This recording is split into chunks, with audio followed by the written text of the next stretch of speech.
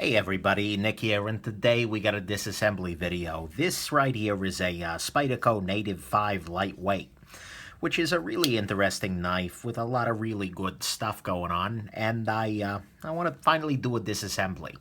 Of course, a note, it's a Spyderco, so disassembling the knife voids the warranty. They don't tend to be too dickish about it, but it is something you got to keep in mind here. So let's go ahead and jump on into it. This knife, unfortunately, did come with some Loctite on the pivot and on these two screws here. And so what that means is that you got to be careful. Basically, you start off and just try and unscrew the pivot. And if it's fighting you really at all, take a hairdryer and blow hot air against this screw and these screws. Just blow it onto the knife in general for a couple of minutes. And it'll warm itself, I mean, probably even less than that. And it'll warm up enough that the Loctite kind of breaks loose. And then, well, it's still hot, unscrew the screws. And then after that, it's never a problem again. But it is something you got to keep in mind with some of your Spyderco knives. It's ugly, but it's life. So I've already done that. So let's go on ahead and do the disassembly here.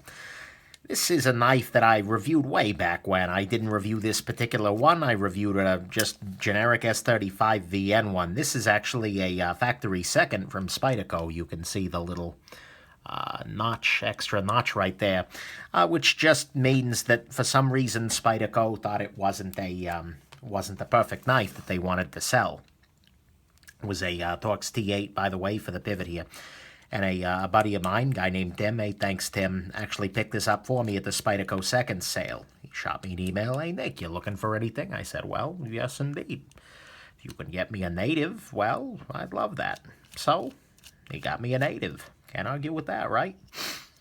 So, it's the first time taking this little guy apart, aside from just to unscrew the screws. You can see the remnants of the Loctite on there. It's kind of an unfortunate thing, but that's life. I get why they do it. It keeps the knife in good assembly, well, you know, for people who aren't doing it, but there you go. One thing to note is that some of the newer natives have this construction where there's basically a pin that's just held in place here. It's not of all that much import, but it looks like it's, you know, pinned, like it's an actual problem, but it really isn't. It's just a pin. It's in there, and that's what holds the back lock. And right here you can see a nice cutaway view of a Spyderco back lock. So when you release the blade is allowed to swing back through and then back through again. One interesting thing looking at the inside of this knife is that there is not actually a washer in this knife at all. It's just plastic and metal here on both sides. And interestingly, there's this little raised band of plastic here, and I guess that's not really any worse than a Teflon washer or anything like that, so I can't really argue with it that much. And the action is fine. I mean, it's a backlock knife, and so the action on a backlock knife is never going to be just, oh my god, oh my god, oh my god.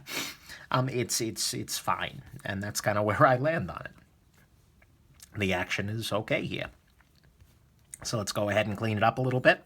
This guy is fresh from the factory, so doesn't really need a whole lot of cleaning, but one of my viewers asked for a cleaning, so I am all about fan service here. And sorry if I'm a little sniffly or my voice sounds off, just getting over a cold here. But all I'm doing is cleaning this off. You can see the back lock goes in this position.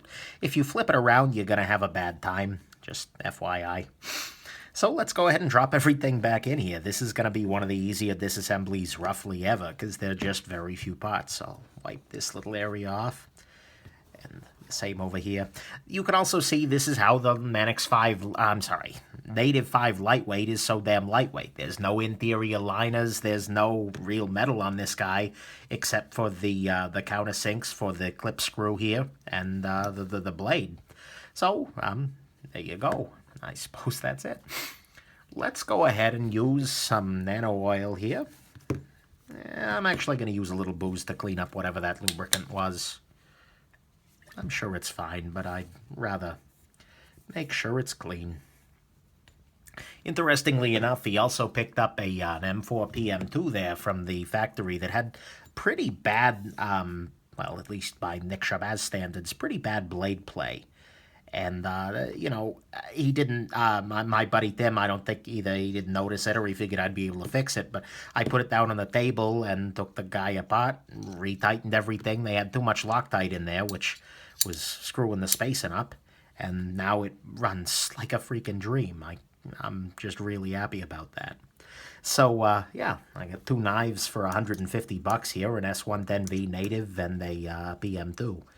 Can't argue in the least bit there. Okay, this is going to be the only potentially tricky portion of the disassembly here, where I need to get the back lock into position and drop it into the proper place for the knife. And that's just, oh, well, that was freaking easy, huh? So all I did is press this part down and let the blade get in position. Did I nano oil? No, I did not. Hey, got a little ahead of myself. Too busy with story time there. Interestingly, this hole here is not necessary. There is no need for a detent hole on this knife because backlocks don't have a detent ball in the classical sense. So, I don't quite know why it's there. It may be a positioning hole for when they're doing the milling. I don't know. But as you're looking at that, don't let it bother you. So I'm going to just, again, pop that up. And there we go. The other thing I'm going to do real quick is just lubricate the back lock pin and work that back and forth a little bit. Is it necessary? Probably not. Is it helpful? Sure, absolutely. So, there we go. That was pretty straightforward, don't you think? Everything's in good position here, so let's go ahead and put it back together. I am going to use a bit of blue Loctite on the on these screws here, and again, always use the blue stuff. When you use the red stuff, you need to get out the hairdryer each time you take it apart. The blue stuff just provides enough oomph to make sure that the screws don't back themselves out, but not, if I were to go with this guy in, a week, whatever, after it's hardened, with a screwdriver, it'll break free pretty straightforwardly. That's the good kind of Loctite. So these are both in there, and now we just drop in a pivot screw, and we're done. This is going to be one of the quicker disassemblies out there. So thank you, Spyderco, for that. This is such a damn good knife.